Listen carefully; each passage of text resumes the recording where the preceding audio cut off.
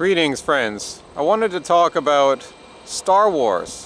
When I first saw Star Wars, I was probably 4 or 5, I don't remember. It was made before I was born. But I grew up as a kid familiar with the first 3 movies. A New Hope, The Empire Strikes Back, and Return of the Jedi.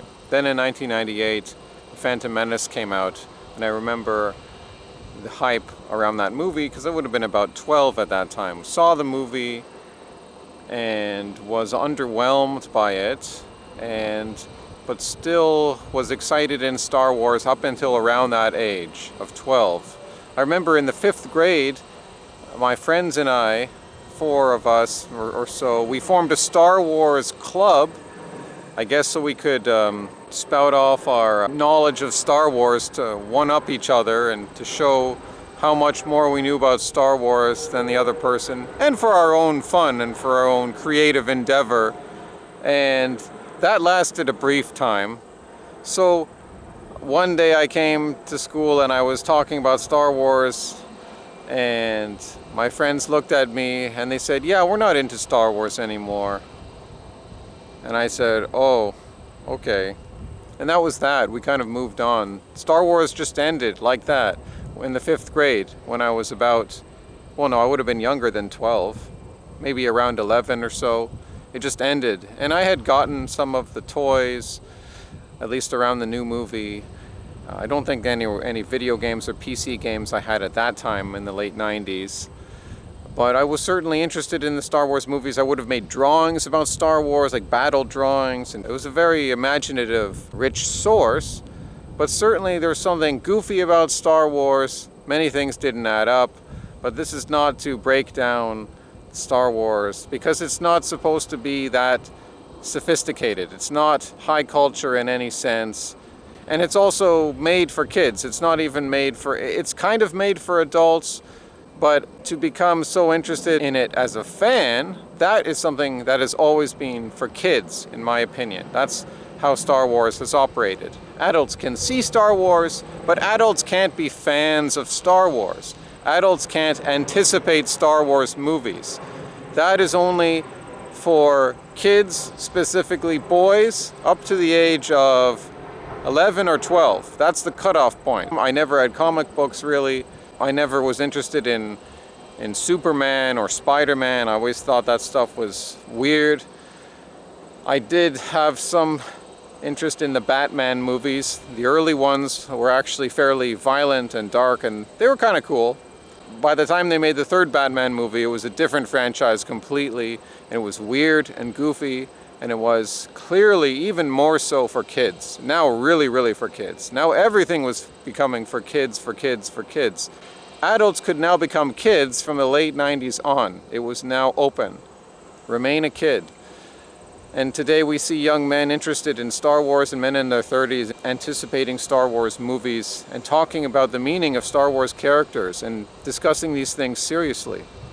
So these are child men. They have not matured. You must lay down the Star Wars. You must not have any Star Wars t-shirts. Parents, aunts and uncles, grandparents, do not purchase any Star Wars toys for your nephew or grandson or son if the boy is 12. If he's younger than that, you can still do it. Do not buy any tickets for any Star Wars movies for him if he is past the age of 12. You want your grandson, you want your nephew, you want your son to mature as a man. Superheroes, never got into them myself. Many of them are gay. You might even ask the question, is it all gay? Was it always all gay? But certainly the gayness is intense with superheroes. They have also become pagan idols, that one man could just fix everything. And people actually think like this. People actually think in terms of comic book heroes. Real world doesn't work like that. Put away your superhero movies. Spider-Man was never good. Those movies with Tobey Maguire, they were always bad movies. Why would anyone in their 20s go to see that movie unless you wanted to go because some girl wanted to go? Why else? Well, we know that there were more reasons people went. Some people actually enjoyed Spider-Man movies.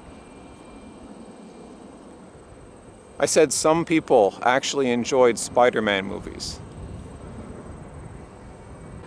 The idea of the superhero is that it provides a strong masculine symbol for a boy who necessarily, by definition, lacks power, lacks masculinity. He's not developed as a man, he lacks masculinity.